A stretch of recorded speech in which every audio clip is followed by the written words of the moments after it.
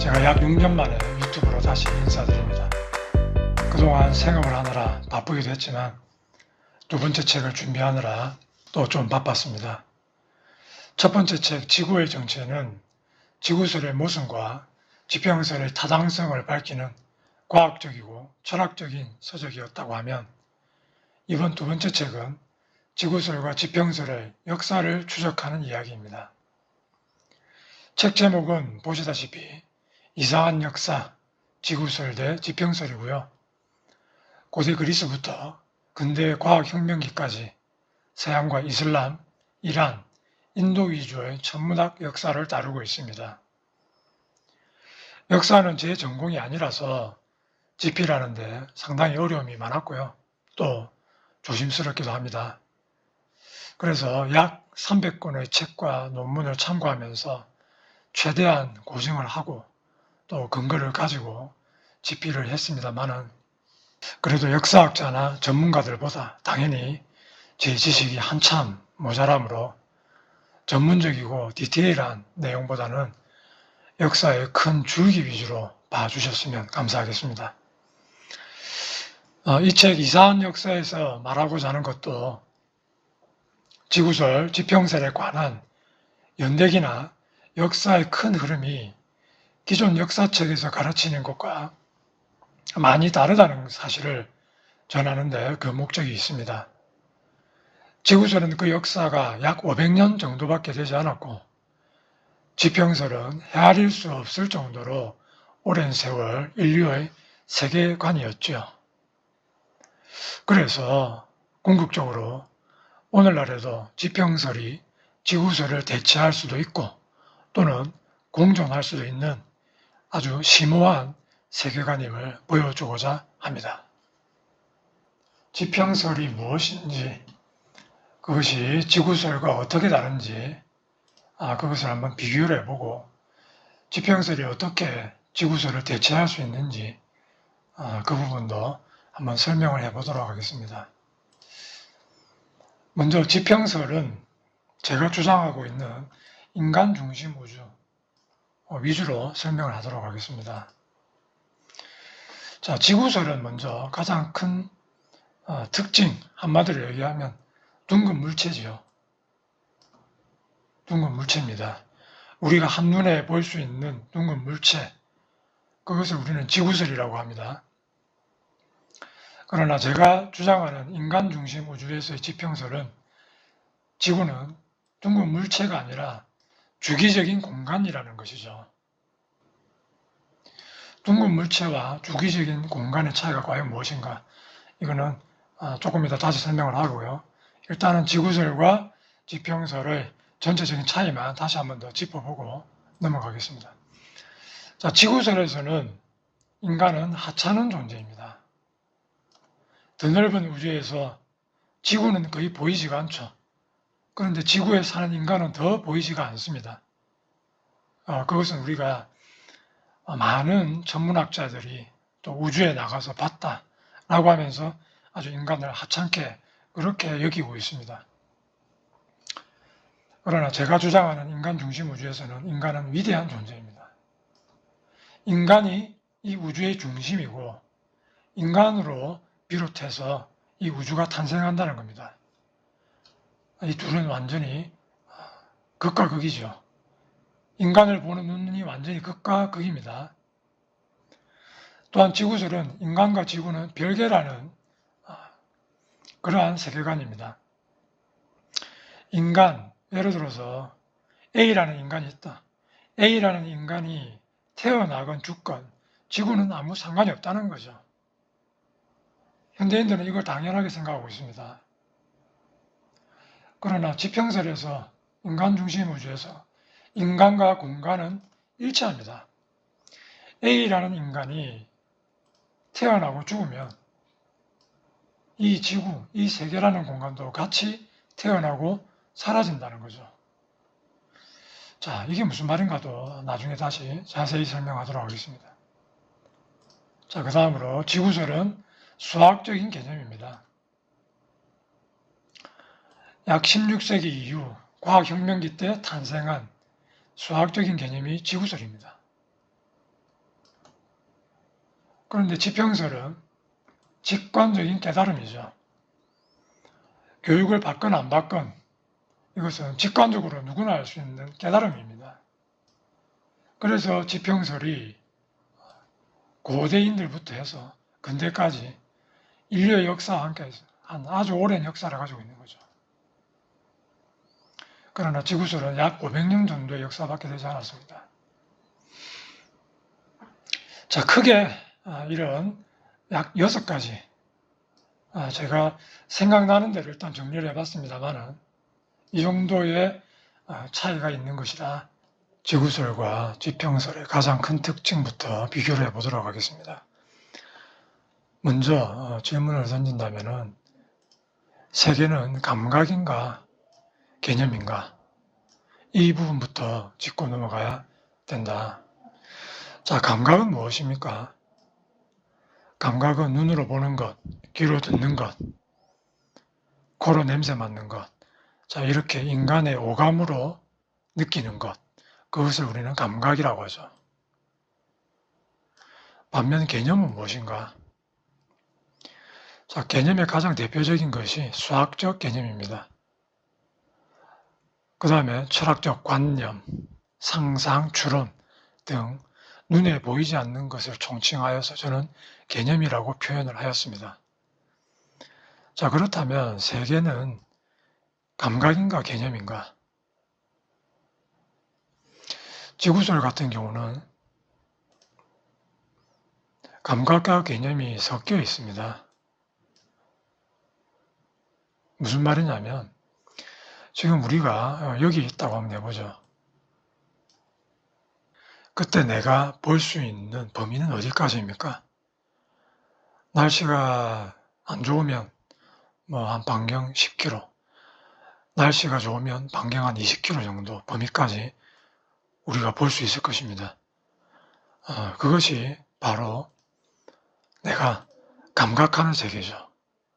눈으로 보는 세계입니다. 자, 그럼 우리가 눈으로 볼 수 있는 세계는 여기서 이 정도밖에 안 된다는 거죠. 이 정도밖에. 그러면 나머지 이 부분들은 다 뭐냐? 지금 이 지구 그림에서 나머지 이 부분들, 거의 대부분이죠. 이 부분들은 우리가 감각할 수 없는 영역입니다.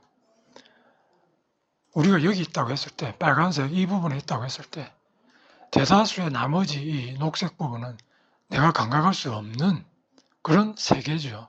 그런 영역이죠. 자, 이 녹색 부분을 우리는 뭐라고 하냐면 개념이라고 합니다. 눈에 보이지 않는 것들입니다.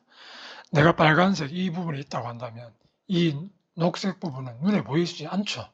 그냥 여기 있다라고 내가 기억하고 있는 거죠. 또는 추론하거나 상상하는 영역들입니다. 한마디로 얘기해서 눈에 보이지 않는 부분들입니다. 자, 그러므로 지구설이라고 하는 것은 내가 감각하는 부분은 아주 작은 부분이고 나머지 이 대부분은 개념, 눈에 보이지 않는 부분입니다. 이 두 가지가 섞여 있는 것이 지구설이다. 자, 근데 뭐가 문제냐면 이 녹색 부분인 개념은 눈에 보이지 않는데 그것도 내가 감각할 수 있다고 착각한다는 거죠. 즉, 눈에 보이지 않는 개념도 눈으로 내가 볼 수 있다. 지금 눈으로 볼 수 있다라고 착각한 것이 바로 이 지구설 모델이라는 겁니다. 왜 이런 것이 나왔느냐면 이러한 축구공 같은 물체에 지구를 비유를 한 거죠. 축구공은 물체입니다. 이것은 감각할 수 있는 거죠. 이건 눈에 보이지 않는 개념이 아닙니다. 감각할 수 있는 물체입니다. 전체가. 하지만 지구는 내가 감각할 수 있는 부분은 아주 일부에 불과하고 나머지 대부분은 나의 기억과 추론, 상상으로 조합이 되어서 만들어진 눈에 보이지 않는 개념이다. 그런데 그것을 우리는 마치 축구공처럼 한눈에 내가 볼 수 있다라고 착각해서 만든 모델이 지구설이라는 것입니다. 그러면 지구를 한눈에 보지 않았느냐라고 반문을 할 수도 있습니다. 예를 들자면 인공위성에서 찍은 지구 사진, 그리고 달에서 찍었다는 지구 사진이 그것이죠. 자, 그 두 가지에 대해서 얘기를 해보겠습니다.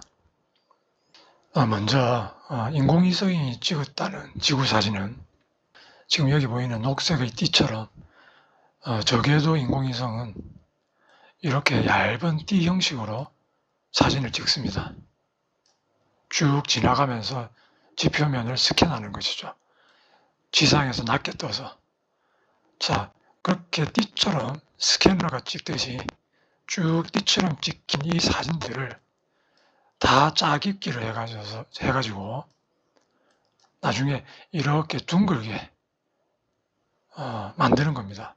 둥글게 이미지를 조작을 하는 거죠.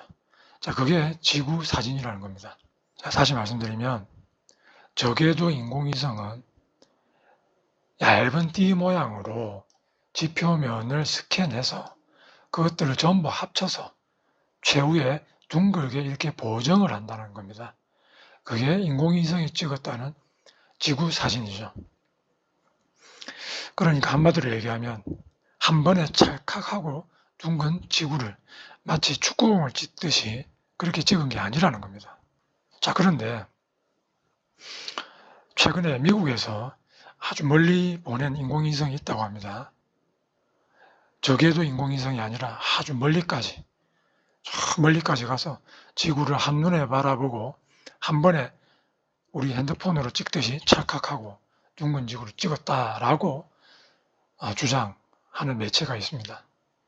나사를 비롯해서 그렇게 주장하기도 하는데요.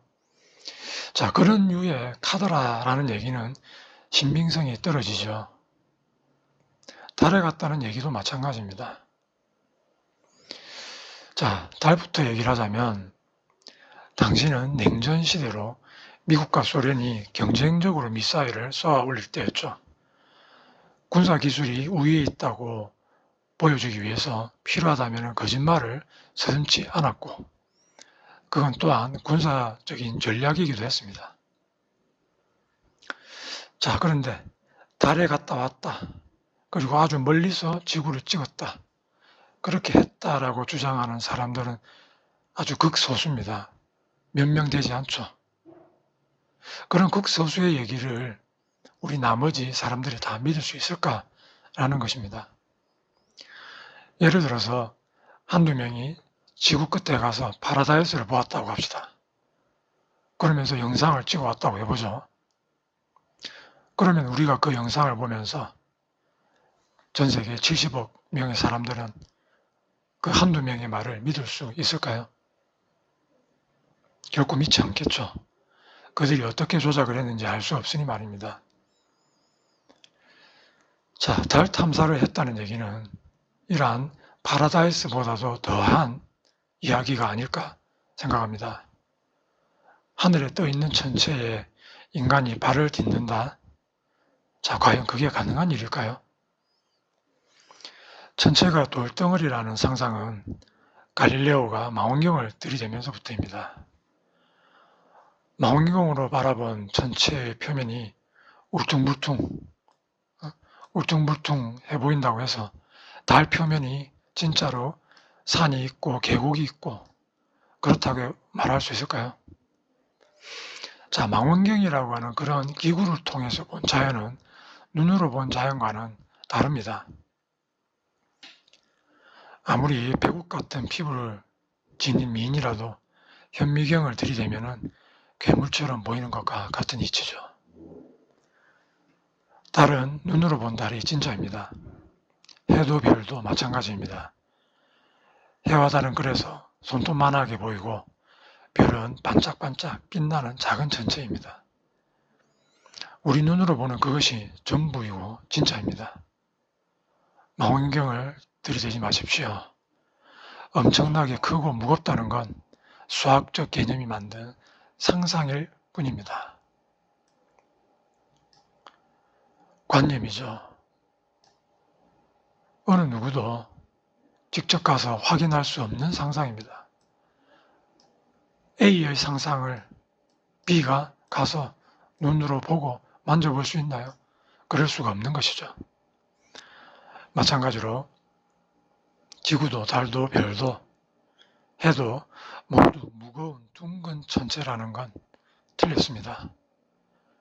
축구공과 같은 지상의 물체를 보고 천체도 또 지구도 그럴 것이라고 잘못 유추한 것이죠. 이것을 저는 유비의 오류라고 부릅니다. 자, 축구공은 한눈에 볼 수가 있습니다. 둥근 물체이니까요. 하지만 지구는 결코 전체를 한눈에 볼 수 없습니다. 이 녹색 부분은 눈에 보이지 않는 기억과 관념으로 이루어진 영역이죠. 눈에 보이는 영역은 이 빨간색 점 내가 있는 반경 20km, 40km 눈에 보이는 거기까지가 전부입니다. 자, 이렇게 지구의 대부분은 눈에 보이지 않는 개념과 기억의 영역입니다. 그러므로 한눈에 볼 수 있는 축구공과 같은 이러한 둥근 물체가 아니라는 얘기죠. 지평설은 무엇인가? 지평설은 감각과 개념을 구분해야 됩니다. 그런데 한간에서 말하는 지평설은 대부분 이런 원반형입니다. 또는 이렇게 사각형이 될 수도 있고요. 여기에도 사실은 감각과 개념이 섞여 있습니다. 세상에 끝이 있다는 상상, 그리고 그 모양이 둥글거나 사각형일 수 있다는 그러한 상상이 들어가 있죠. 자, 그리고 이 그림에서는 이 밑에 이렇게 또 둥근 지구가 있다라고 하는 지구술과 사실은 별반 다를 바가 없는 그런 모습입니다. 세상의 끝, 이런 거는 동화나 전설 속 이야기죠. 결코 볼 수 없는 것입니다. 감각이 아닙니다. 게다가 여기 있는 두 가지 지평설 모델은 자연현상을 제대로 설명할 수가 없는 문제점이 있습니다. 천체의 일주운동이라든지 남반구에서 비행시간이라든지 또는 자기는 홀극이 존재할 수 없죠. 만약에 여기가 북극이라고 한다면 이 둘레가 남극이 돼야 되는데 남극이 극이 존재하지 않는 그러한 모순이 발생합니다. 즉 북극만 존재하는 거죠. 자기는 결코 홀극이 존재하지 않습니다. 자, 그러한 현상을 설명할 수 없는 모순점이 있다. 그래서 이러한 지평설은 사실은 문제점이 좀 많다라고 보여집니다. 그래서 저는 이러한 문제점을 넘어서는 지평설, 지구설과 똑같이 모든 현상을 설명할 수 있는 지평설을 주장하고 있는데요. 그것을 저는 인간 중심 우주라고 말을 하고 있습니다. 인간 중심 우주에서 지구는 둥근 물체가 아니라 주기적인 공간입니다. 이 세계는 저희 발 아래 이렇게 평평하게 펼쳐져 있죠. 나는 그 공간의 한가운데 위치하며 이 공간과 나는 하나입니다. 전체들은 보이는 그대로의 빛입니다. 나를 중심으로 머리 위에서 우아하게 운행하고 있죠. 모든 사람들은 저마다 천체를 가집니다.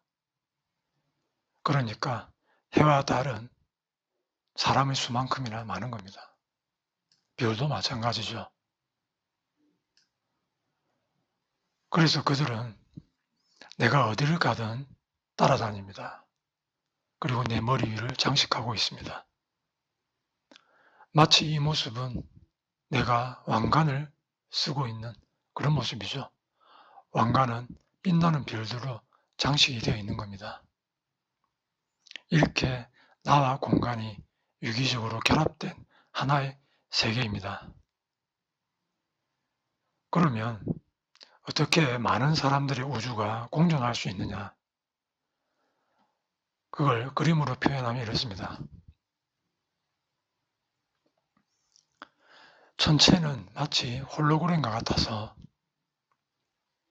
경계가 없습니다. 그래서 두 사람이 만나면 이렇게 자연스럽게 합쳐지는 것이죠.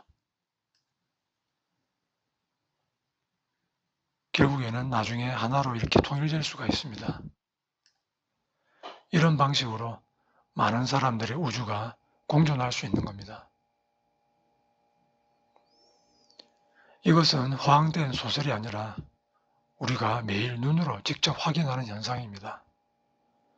어릴 적 달이 나를 따라다닌다고 경험한 적이 있을 겁니다.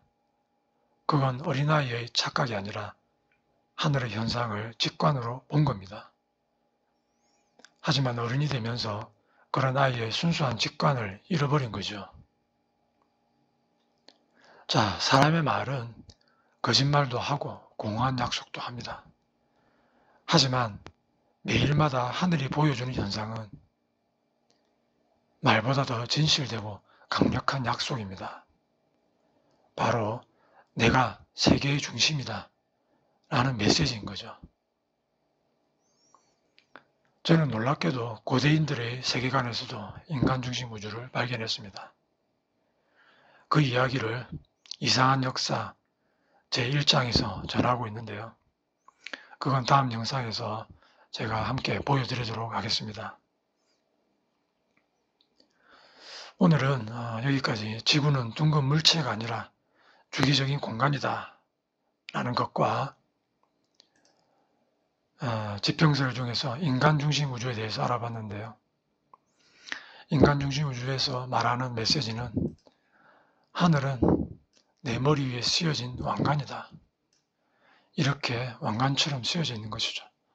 그래서 내가 어디를 가더라도 하늘은 나를 따라다니면서 내 머리 위에 왕관을 씌워주고 있습니다. 그러므로 나는 세계의 중심인 거죠. 자, 이러한 이야기의 자세한 내용은 지구의 정체에서 상세히 설명을 하고 있고요. 또 저희 유튜브 앞에 찾아보시면 있으니까 참고하시길 바랍니다. 자, 그럼 여기까지 부족한 영상 시청해 주셔서 감사드리고 저는 다음 영상으로 인사드리겠습니다. 감사합니다.